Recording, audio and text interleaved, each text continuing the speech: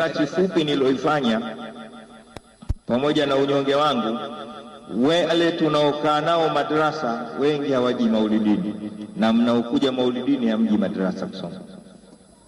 Nimefanya utafiti huo, nimeuona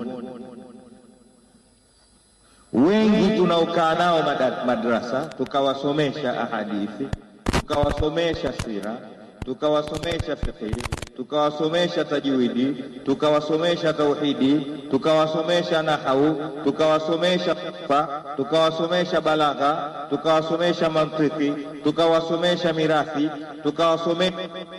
tukawasomesha vya kuwasomesha. Wao mara nyingi wanashughulishwa na kutwalii, hawaji maulidini.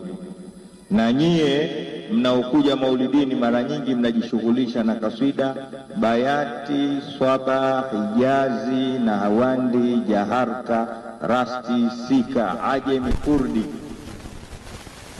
Kusoma